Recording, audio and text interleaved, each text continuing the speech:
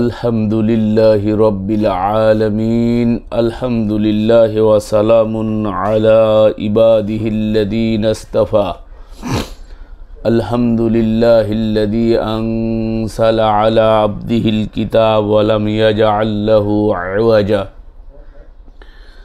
রব্বি আউযু বিকা মিন হামাযাতিশ শায়াতিন ওয়া আউযু বিকা রব্বি আইয়াহদুরুন বিসমিল্লাহির রহমানির রহিম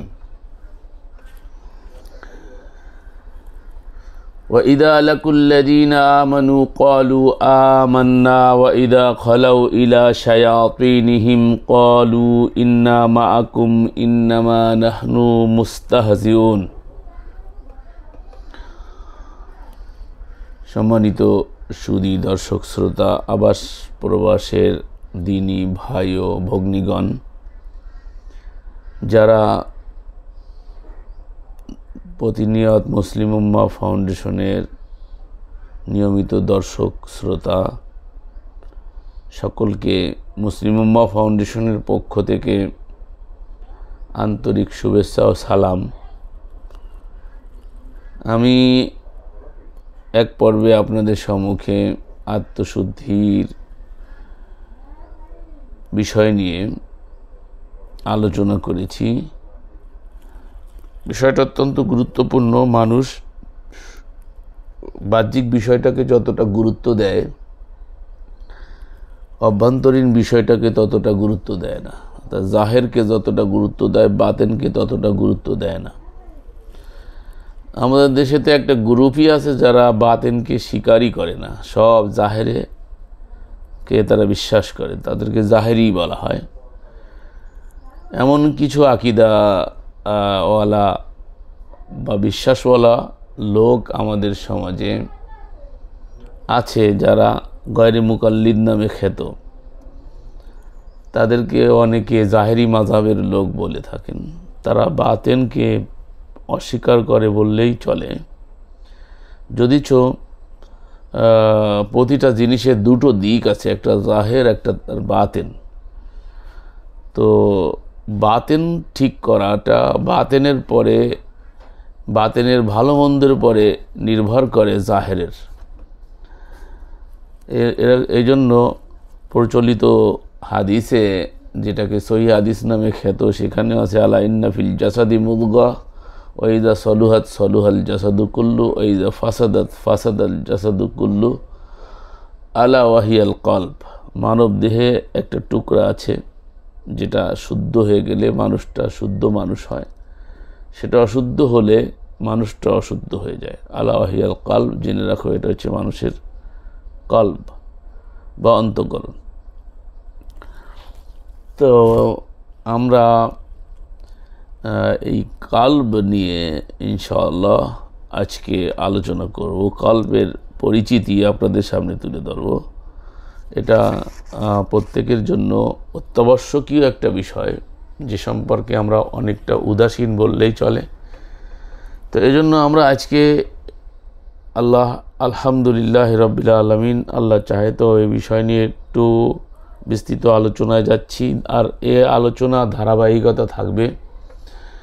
এটা প্রত্যেক মুমিনের জন্য, প্রত্যেকের মানুষের জন্য বলা যায়, যে তাদের জীবনকে সুন্দর করার জন্য, তার ভিতরটাকে ঠিক করার জন্য। মানুষের একটা জাহের আছে, একটা তার বাতেন আছে। মানুষের স্ট্রাকচার তার জাহের, তার ভিতরটা হলো তার বাতেন। তো প্রত্যেকটা জিনিসের একটা বাহ্যিক দিক আছে, তার অভ্যন্তরীণ দিক আছে।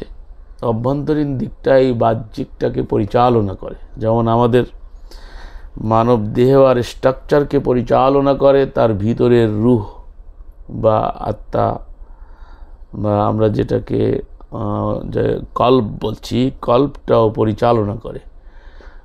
কল্পের ব্যাপারে অনেকেই বলেছেন যে মুদগা সম্পর্কে যেটা আমাদের কাছে মনে হয়, সেটা হলো এই ভিতরে যেটা ব্রেনের ভিতরে যেটা আছে, যে অংশটা, যেটা অত্যন্ত কারুকার্য এবং অনেক সুনিপুণভাবে আল্লাহ সুবহানাহু ওয়া তাআলা তৈরি করেছেন। এই পৃথিবীতে যা কিছু আবিষ্কার হয়েছে এই ব্রেন দিয়ে হয়েছে। অনেকে বামদুদের 2 আঙ্গুল নিচেই কল্ব বা এ জাতীয় বলে থাকেন, তাদেরও অনেক যুক্তি আছে। তো আমাদের দৃষ্টিতে যেটা আমাদের মনে হয় যে কলব হলো সেন্ট্রাল সদর, যেটাকে আমরা সদর হসপিটাল বলি বা সেন্টার হাসপাতাল বলি, মানে সেন্ট্রাল যেটা সেটাকে সদর হাসপাতাল বলা হয়। তো মানব দেহের সুদূরের মধ্যে যে কলব আছে, সুদূর, তো সুদূর অনেকে সিনাকে ধরেন, এটাই বেশি প্রসিদ্ধ। তবে সেন্ট্রাল আমার কাছে, আমার তাহকিক মোতাবেক এটাই মনে হয়, এখান থেকে সব কিছু নিয়ন্ত্রণ হয়। সে যাই হোক, যেখানে অবস্থান করুক, ভিতরে অভ্যন্তরে সেটা অবস্থান করছে। তো আমরা আজকে কলবের, যেহেতু এটা স্থির না অস্থির, কখনো স্থির থাকে না, ইতিপূর্বে আমরা আলোচনা করেছিলাম। তো সবসময়ের জন্য কোনো না কোনো কাজে সে কোনো না কোনো চিন্তায় চেতনায় নিয়োজিত থাকে সে। তো এই জন্য এটার প্রকার ভেদে, অর্থাৎ এর অবস্থা ভেদে ভিন্ন নাম পাওয়া যায়, আর তার বাস্তবতাও আছে। অর্থাৎ যখন কলবের যে পরিস্থিতি হয়, সেই পরিস্থিতির আলোকে কলবকে, একই কলবের 3 প্রকারের হয়ে যায়। একই জিনিস তার বৈশিষ্ট্যের কারণে প্রকার হয়। তো আমরা এই ব্যাপারে অনেক উদাহরণ জানি। তো আমরা আজকে মোটামুটি এই বিষয়ে আপনাদেরকে জানাইতে চাই। কোরআনে কারিমে মূলত নফসের 3টা প্রকার আছে, যেটা আমরা আপনাদের সামনে বর্ণনা করেছিলাম। আল নফসুল আম্মারা, আল নফসুল লাওয়ামা, আন নফসুল মুতমাইন্না। তো নফসে লাওয়ামা হচ্ছে আত্মসমালোচনামূলক মন বা কলব বা নফস। নফস আর কলবের মধ্যে একটু পার্থক্য আছে, যদিচ অঙ্গাঙ্গিভাবে জড়িত, মুদ্রার রিপিট আর অপিটের মতো। তো ওইদিকে আমরা পরে আলোচনায় যাবো। আমরা কলবের পরিচিতিটা আগে নিয়ে নিই। আকসামুল কুলুব যেটাকে বলা হয়, কলবের প্রকারভেদ। মানুষের কবল বিভিন্ন অবস্থার কারণে বিভিন্ন প্রকারের হয়ে থাকে। কোরআনে কারিমে বা অভিজ্ঞতার আলোকে বিশুদ্ধ রওয়ায়েত নামে খ্যাত যেসব, তার থেকে যেটা আমরা পাই সেটা হলো আল কলবুস সাহি, সুস্থ কলব; আল কলবুস সালিম, বিশুদ্ধ কলব; আল কলবুল মুনিব, বিনীত কলব; আল কলবুল মারিজ, রোগাক্রান্ত কলব; আল কলবুল জাইগ অর্থাৎ বক্র কলব; আল কলবুল দাহি, আল কলবুল লাহি অর্থাৎ অমনোযোগী কলব; আল কলবুল গাফিল অর্থাৎ উদাসীন কলব; আল কলবুল মখতুম অর্থাৎ সিলগলাকৃত তালাবদ্ধ কলব; আল কলবুল মাইয়িত অর্থাৎ মৃত কলব; আল কলবুল মতবু অর্থাৎ মোহরাঙ্কিত কলব। এই প্রকার যে আমরা আলোচনা করলাম, এটা তাজকিয়ার বিবেচনায় এটাকে ভাগ করে সেটাকে চিহ্নিত করা এবং সেটার জন্য আমাদেরকে বিশেষভাবে মনোযোগী হতে হবে যে এটার পরিশুদ্ধতার ব্যাপারে। তো আমরা যেটা বলতেছিলাম যে এই অপরদিকে আল কোরআনে নফসের 3টি সিফাত বা বিশেষণ উল্লেখ করা হয়েছে, যেটা ইতিপূর্বে আমরা আপনাদের সামনে উল্লেখ করলাম। তো এই 3 প্রকারের যে কলব আছে তার মধ্যে একটা কলব হচ্ছে আন-নফসুল, একটা নফস হচ্ছে আন-নফসুল আম্মারা, ইন্নান নফসাল আম্মারা বিসু। মানুষের নফস সবসময় যদি খারাপ দিকে প্ররোচিত করে, খারাপ দিকে প্ররোচিত করে। যখন কোনো খারাপ কাজ মানুষ করতে চায়, তখন দেখবেন তার ভিতর থেকে আত্মসমালোচনামূলক কলব যেটাকে নফসে লাওয়ামা বলা হয়, ট্রাফিকের কাজ করে, সিগন্যাল দেয় এটা খারাপ কাজ বা এদিকে যেও না, এটা ভালো কাজ, এটা করো। তো খারাপ কাজে জানার পরে যখন সে বিরত থাকে, তাহলে এই বিরত থেকে যদি তারপরে প্রতিষ্ঠিত থাকে, তাহলে সেটাকে বলা হয় নফসুল মুতমাইন্না, অর্থাৎ প্রশান্ত স্থির মন। আর এই স্থির মনটাই হচ্ছে কাম্য, যেটা আমরা লাহওয়াল হাদিস, যেটা বিশুদ্ধ হাদিস নামে বা বিশুদ্ধ বর্ণনা নামে আমাদের সমাজে খ্যাত, তার ভিতরে আমরা জানতে পারি যে এটা 4 প্রকারের। বিকৃত কলব, এটা হলো মুনাফিকের কলব। পর্দাকৃত কলব, এটা হলো কাফেরের কলব। মুক্ত কলব, যা সব ধরনের ভ্রান্ত আকিদা, বিশ্বাস, পাপ পক্ষিলতা মুক্ত কলব, যেন তার মধ্যে একটি উজ্জ্বল বাতি জ্বলছে। আর এটা হচ্ছে মুমিনদের কলব। 4 নম্বর হচ্ছে নিফাক বা ঈমান যুক্ত কলব, যার দৃষ্টান্ত হচ্ছে এমন ফোড়া যার ভিতরে পুঁজ রয়েছে আবার রক্ত রয়েছে, অথচ তার দৃষ্টান্ত হলো এমন একটি গাছ যাকে নষ্ট পানি দ্বারা, বিশুদ্ধ পানি দ্বারা সেচ দেওয়া হয়, অথবা যে পানির শক্তি বেশি সে পানি অনুযায়ী গাছটি গণ্য হবে। তো এরকম একটা বিষয় হাদিসে উল্লেখিত আছে। তো আমরা মূলত এটাকে 4 ভাগে ভাগ করতে পারি এই রাওয়ায়াতের আলোকে। আল কলবুল মুনাফিক, মুনাফিকের কল; আল কলবুল কাফির, কাফেরের কল; আল কলবুল মুমিন, মুমিনের কলব; আল কলবুল নিফাক ওয়াল ঈমান, ঈমান ও নিফাক মিশ্রিত কলব। এখন আমরা এই বিষয়ে বিস্তারিত আপনাদের সামনে আলোচনা করব, তবে এক পর্বে এই আলোচনা সম্ভব নয়। ধারাবাহিকভাবে আপনাদের সামনে আলোচনায় আনবো ইনশাআল্লাহুর রহমান। মহান রব রহমানুর রহিম যদি চান। তো প্রথম প্রকার যে কলব আছে, যেটা সম্পর্কে আমরা এখন প্রথমে আলোচনায় আসি, সেটা হচ্ছে আল কলবুল মারিদ, রুগ্ন কলব, বা যেটাকে অন্য নামে বলা যায় আল কলবুল মুনাফিক, মুনাফিকের কলব। এই প্রকার কলবের অন্তর্ভুক্ত কলব হলো আল কলবুল মারিজ, রোগাক্রান্ত কলব; আল কলবুল জাইক, বক্র কলব। আল কুরআনে আল্লাহ সুবহানাহু ওয়া তাআলা এ সম্পর্কে ইরশাদ করেন, ইয ইয়াকুলুল মুনাফিকুনা ওয়াল্লাযীনা ফী কুলুবিহিম মারাদুন গররা হাউলাই দীনুহুম, যখন মুনাফিকরা ও যাদের অন্তরে ব্যাধি রয়েছে তারা বলছিল এদের ধর্ম তথা দিন ধোঁকায় ফেলেছে। সূরা আল আনফাল 8 নম্বর সূরার 49 নম্বর আয়াত। এই আয়াতে মুনাফিক এবং রোগাক্রান্ত কলবের অধিকারী লোকদের একই সারিতে দাঁড় করানো হয়েছে। অবশ্য সকল রোগাক্রান্ত কলবের অধিকারী মুনাফিক বলা যায় না, কেননা রোগ যেমন বাড়ে কমে এবং দ্রুত পরিবর্তন হয়, রোগাক্রান্ত কলব তেমন দ্রুত পরিবর্তন হয় এবং পার্শ্ব পরিবর্তন করে।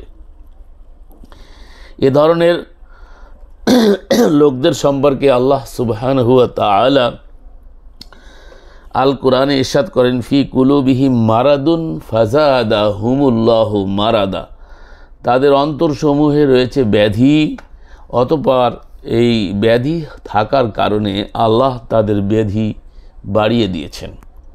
তার মানে ব্যাধিটা আল্লাহ তৈরি করেনি, তারা নিজেরাই ব্যাধি যুক্ত হয়েছে। তাদের কলবের পরিচর্যা না করার কারণে তাদের অন্তরকে তারা কি করেছে, ব্যাধিযুক্ত করে ফেলেছে। তখন আল্লাহ আরও বাড়িয়ে দেয়, অর্থাৎ যে যেদিক যেতে চায় আল্লাহ সেটাকে সুগম করে দিয়ে থাকেন। কোরআন কারীমের দ্বারা এটা বোঝা যায়। এটা আল্লাহ বাধ্য করেন না কাউকে। এরা যদি মুমিন দাবি করে কিন্তু প্রকৃতপক্ষে তারা মুমিন নয়। আল কুরআনে আল্লাহ রাব্বুল আলামিন বলছেন, ওয়া মিনান নাসি মা ইয়াকুলু আমান্না বিল্লাহি ওয়া বিল ইয়াউমিল আখিরি ওয়া মা হুম বিমুমিনিন ইউখাদিউন আল্লাহ ওয়াল্লাযীনা আমানু ওয়া মা ইয়াখদাউনা ইল্লা আনফুসাহুম ওয়া মা ইয়াশউরুন। আর মানুষের মধ্যে কিছু এমনও আছে যারা বলে আমরা ঈমান এনেছি আল্লাহর প্রতি এবং শেষ দিবসের প্রতি, অথচ তারা মুমিন নয়। আল্লাহ বলছেন এরা দাবি করে কিন্তু এরা মুমিন নয়। তারা আল্লাহকে এবং যারা ঈমান এনেছে তাদেরকে ধোঁকা দেয়, অর্থাৎ মুমিনদেরকে এরা ধোঁকা দেয়।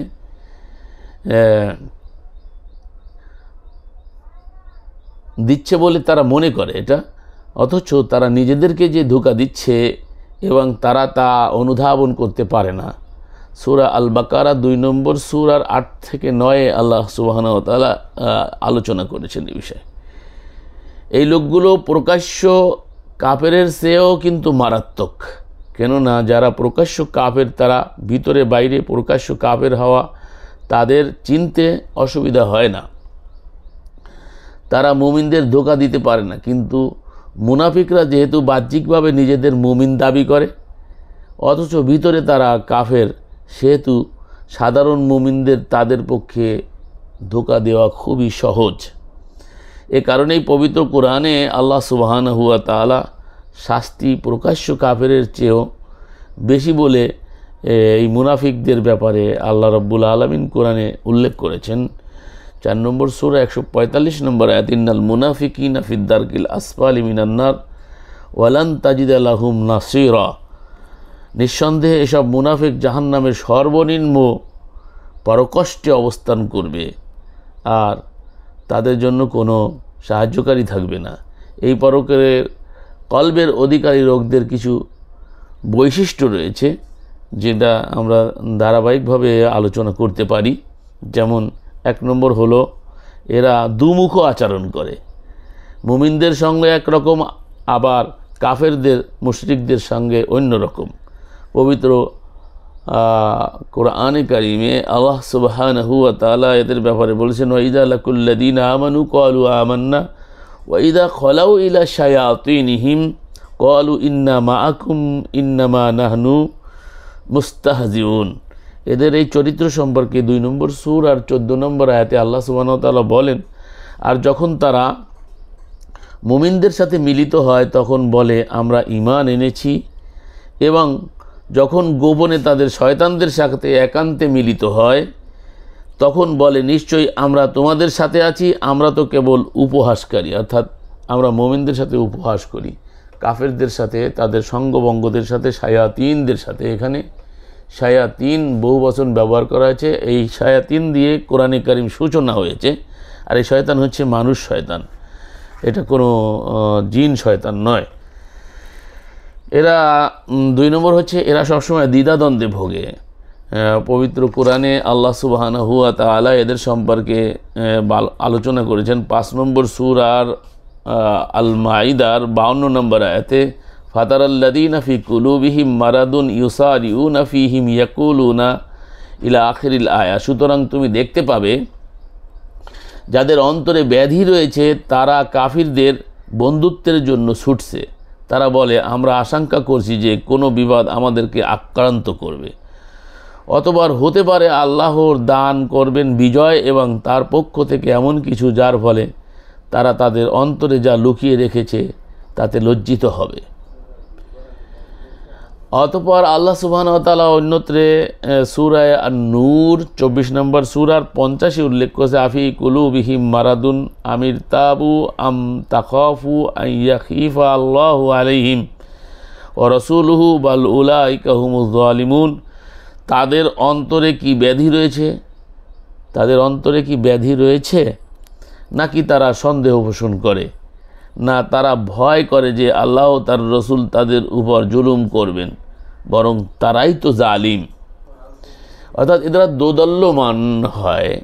দোদল্যমান বলতে যে একটা উর্দুতে একটা শের আছে, হজবি কাবা কা কিয়া গঙ্গা কা আসনান বি খুশ রহে রহমান রাজি রহে শয়তান।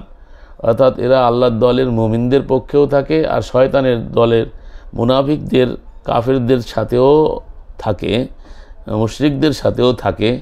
তো দুদিকটা ব্যালেন্স ঠিক রাখে, কোন দিকে যে পড়ে কখন। হজবি কাবা কা কিয়া আর গঙ্গা কা স্নান, কাবার হজ করে, গঙ্গায় যে স্নানও করে, শয়তানকে রাজি রাখে, আল্লাহকেও খুশি রাখতে চায় এরা। তো এই দুটো তো একসাথে সম্ভব নয়।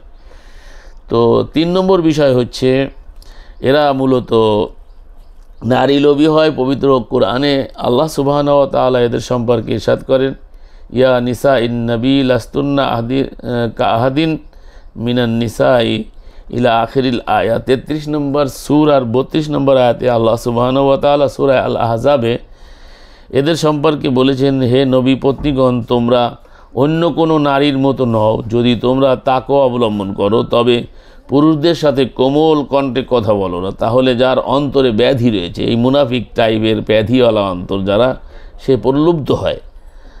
আর তোমরা ন্যায়সঙ্গত কথা বলবে। এরপরে 4 নাম্বার এদের চরিত্র। আমরা মূলত এই অসুস্থ মুনাফিকদের যে কলব, তাদেরকে নিয়ে আমরা আলোচনা করছি।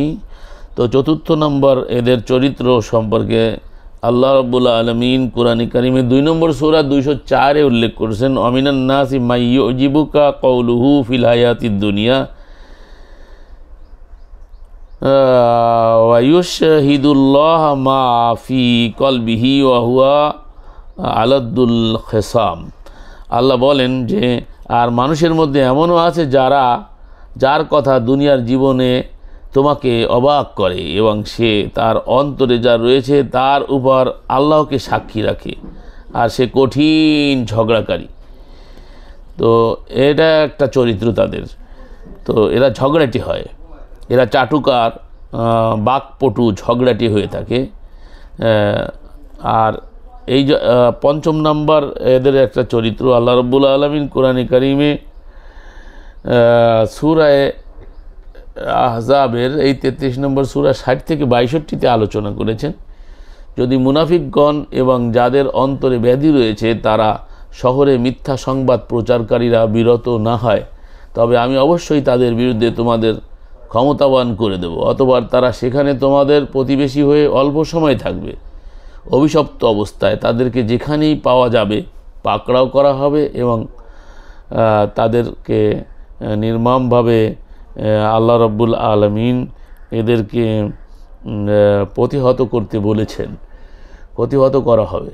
ইতিপূর্বে যারা অবহিত হয়ে গিয়েছে তাদের ক্ষেত্রে এটাই ছিল আল্লাহর রীতি, আর তুমি আল্লাহর রীতিতে কোনো পরিবর্তন পাবে না। এরা মুমিনদের সাথে তুচ্ছ তাচ্ছিল্য ও বিদ্রুপ করে। এটা হচ্ছে এটা তাদের 7 নম্বর বৈশিষ্ট্য বলা যেতে পারে। এটা হলো তারা, আর যখনই কোনো সূরা নাজিল হয় তখন তাদের কেউ কেউ বলে, এটি তোমাদের কারো ঈমান বৃদ্ধি করলো, অতএব যারা মুমিন নিশ্চয়ই তা তাদের ঈমান বৃদ্ধি করেছে এবং আনন্দিত হয়। আর যাদের অন্তরে ব্যাধি রয়েছে, এটি তাদের অপবিত্রতার সাথে অপবিত্রতা আরও বৃদ্ধি করে এবং যারা তারা মারা যায় কাফির অবস্থায়। এই বৃদ্ধি হইতে হইতে এক সময় তারা কুফরির হালাতে মারা যায়। তো এটা 9 নম্বর সূরা 124 থেকে 125 পর্যন্ত দেখা যেতে পারে। এই আয়াতে বর্ণিত মুনাফিকের কথা, এটি তোমাদের কারো ঈমান বৃদ্ধি করলো, তুচ্ছ কটাক্ষমূলকভাবে বলা হয়েছে।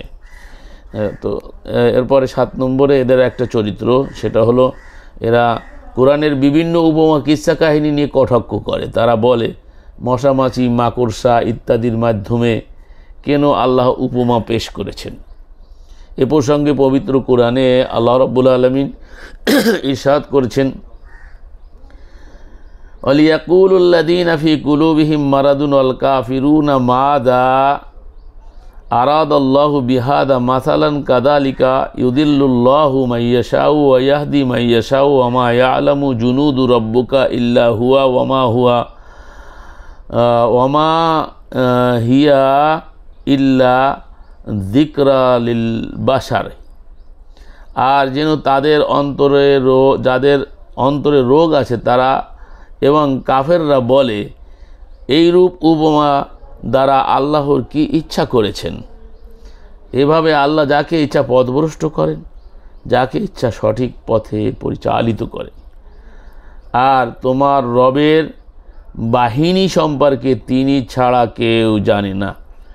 আর এ হচ্ছে মানুষের জন্য উপদেশ মাত্র। সূরা আল মুদ্দাসসির 54 নম্বর সূর আর 31 নম্বর আয়াত। অষ্টম প্রকারের চরিত্র, এরা অতি উৎসাহী হয়। রুগ্ন কলবের অধিকারী লোকদের বিভিন্ন কাজে অতি উৎসাহী দেখা যায়। এরা দ্রুত খুব দেখায়, অতি উৎসাহী কাজ করে দেখায়, হ্যান করেঙ্গে, কি বলেন সাহেব, আপনি বললেন আমরা হ্যান করেঙ্গে ত্যান করেঙ্গে, কিন্তু আসলে সময় মতো এদেরকে খুঁজে পাওয়া যায় না।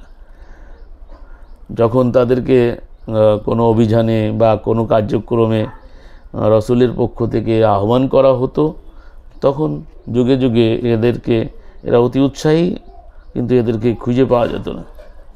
যখন জিহাদের হুকুম দেওয়া হতো, কোনো অমুককে হত্যা করা হচ্ছে না, জিহাদের বক্তব্য আর কতদিন শুনব, এখন মাঠে নামার সময় হয়ে গেছে, এই জাতীয় কথাবার্তা তারা বলে থাকে। মানে মুখরোচক এগুলো তাদের, মানে অতি উৎসাহী লোকজন। অথচ প্রয়োজনের সময় এদের কাউকে খুঁজে পাওয়া যায় না, যেটা আমরা প্রতিদিন প্রতিনিয়ত আমাদের জীবনে অনেক প্রত্যক্ষ করে যাচ্ছি বাস্তবতা। বরং তারা ভয়ে মোবাইল নাম্বার বন্ধ রাখে এবং যোগাযোগ বন্ধ রাখে, সময় মতো তাদেরকে খুঁজে পাওয়া যায় না। তো আল্লাহ সুবহানাহু ওয়া তাআলা এই সকল চরিত্রের লোকদের সম্পর্কে 47 নম্বর সূরা মুহাম্মাদের 20-এ আল্লাহ আলোচনা করেন, ইয়াকুলুল্লাযীনা আমানু লাউলা নুজিলাত সূরাতুন ফাইযা উনজিলাত সূরাতুম মুহকামাতুন ওয়া যুকিরা ফীহাল কাতালু রাআইতাল্লাযীনা ফী কুলুবিহিম মারাদুন ইয়ানজুরুনা ইলাইকা নাযারাল মাগশিয়া আলাইহি মিনাল মাউতি ফাউলা লাহুম। আর যারা ঈমান এনেছে তারা বলে কোনো একটি সূরা নাজিল করা হয়নি, কেন একটি সূরা নাজিল করা হয়নি? অতঃপর যখন দ্ব্যর্থহীন কোনো সুস্পষ্ট সূরা নাজিল করা হয় এবং তাতে যুদ্ধের, সংগ্রামের, লড়াইয়ের, সাধনার কথা থাকে, তখন তুমি দেখবে যাদের অন্তরে ব্যাধি আছে তারা তোমার দিকে মৃত্যু ভয়ে মূর্ছিত ব্যক্তির দৃষ্টিতে তাকাচ্ছে, সুতরাং ধ্বংস হচ্ছে তাদের জন্য। তো এরা একটা চরিত্র। 9 নম্বর এদের চরিত্র দেখা যেতে পারে,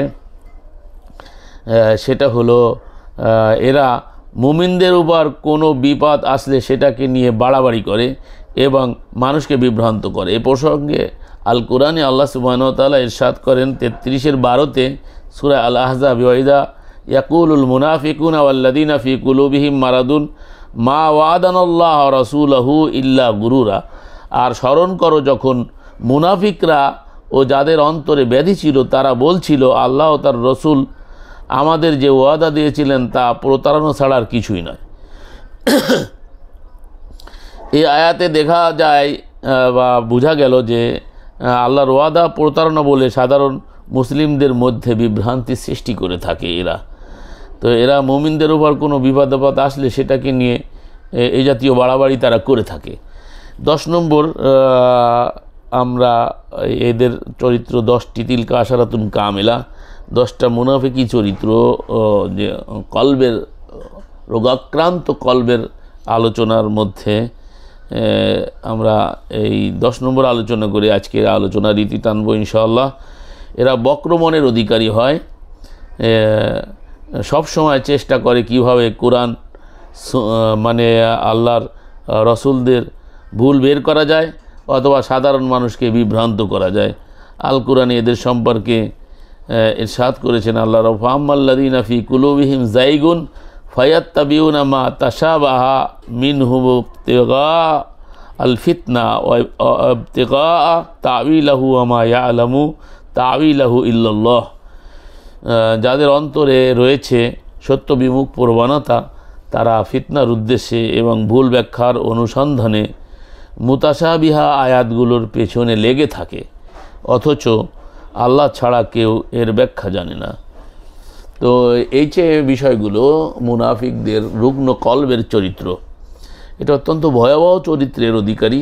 তো এইগুলো আমরা আপনাদেরকে অবহিত করলাম যে এই জাতীয় কলব থেকে আল্লাহ রাব্বুল আলামিনের কাছে ফানা চেতে হবে এবং কলবে সালিমের জন্য প্রার্থনা এবং সচেষ্ট থাকতে হবে সর্বক্ষণিক।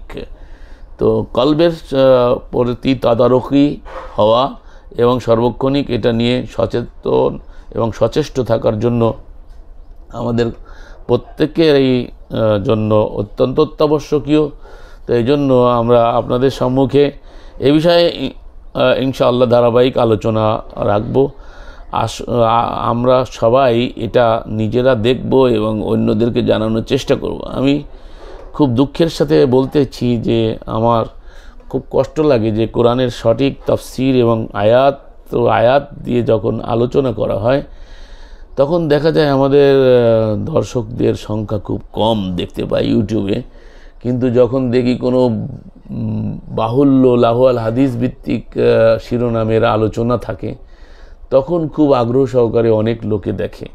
কিন্তু আসলে আমাদের নিজেদেরকে ঠিক করা কু আনফুসাকুম ও আহালিকুম নারা, আমরা অন্যদেরকে শুধরানোর ব্যাপারে অন্যদের ছিদ্র অন্বেষণে খুব সচেষ্ট থাকি, কিন্তু নিজেদের ব্যাপারে বড় উদাসীন। এটা আমাদের একটা বড় রোগ। মহান আল্লাহ আমাকে এবং সকলকে এই রোগ থেকে আল্লাহ রাব্বুল আলামিন বাঁচার তৌফিক দান করুন। নিজের ভিতরে কি ত্রুটি আছে ভাই, সেগুলো আগে দেখার চেষ্টা করি, অন্যের ত্রুটি পরে দেখব। তো আমরা নিজেদের ত্রুটি বিচ্যুতিকে থেকে বের হয়ে আমরা আসার চেষ্টা করি। আর আমরা যেন কলবে সালিম নিয়ে, যে আত্মা নিয়ে আল্লাহ রাব্বুল আলামিনের কাছে উপস্থিত হওয়ার জন্য আল্লাহ রাব্বুল আলামিন বলেছেন। তো সেই আত্মা যেটা ইয়া আইয়াতুহান নাফসুল মুতমাইন্না ইরজি ইলা রাব্বিকি রাদিয়াতাম মারদিয়া ফাদখুলি ফি ইবাদি ওয়াদখুলি জান্নাতি। তো সেই কলবে মুতমাইন্না তৈরি করে আমরা যেন পৃথিবী থেকে আমাদের তিরোধান হয়। আমাদের মুসলিম উম্মার সকল সদস্য, শুভাকাঙ্ক্ষী, আমার সাথে মুতাআল্লিকিন যারা আছেন সকলকে প্রতি এই প্রত্যাশা ব্যক্ত করে আল্লাহর কাছে প্রার্থনা করে আজকের মতো এখানে আলোচনা শেষ করছি। মহান আল্লাহ আমাদের সকলকে সঠিক বুঝার তৌফিক দান করুন। ওয়া আলা রাসূলিল্লাহিল বালাগুল মুবিন।